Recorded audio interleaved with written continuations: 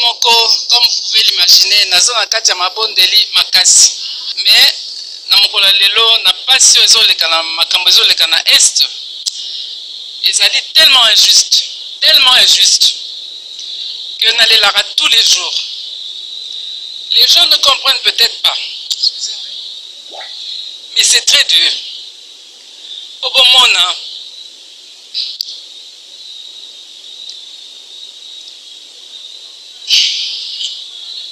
C'est très dur de voir que tozali biso moko. Batu nyonso baza contre biso. Makasi moko toza nango eza kaka Nzambe. Eloko mosusu eza te. On ne peut pas compter sur les hommes, on ne peut pas. L'expérience on a monique, il faut kaka mabondeli et mama nazali awa nabengaka Papa Jean-Pierre, ministre de l'Intérieur, il y a défense, pardon, chaque jour, ceux qui na lamuki na komelie ndenge nini, na landaka, na linga kolanda réseaux sociaux te po elongola anga kimia.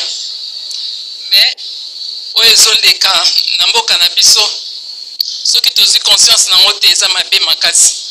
Et puis moto akobondela biso azate kaka biso moko. Kaka biso moko. Et je pense que ndenge sosangani awa Nzambe azali. Ye moko aloba liloba ke esika bato basangani nga na kati. Donc nga naza na foi na kondima ke liloba oyo ebisaka bana Israël. Ces Égyptiens là que vous voyez, vous ne les verrez plus. Et bien nous aussi au Congo, ces rebelles là, on ne les verra plus. Nous sommes arrivés au temps de la fin de cette guerre qui n'a fait que trop durer. C'est injuste, c'est méchant, c'est inhumain. Alors c'est vrai, bitumba o eza molimo.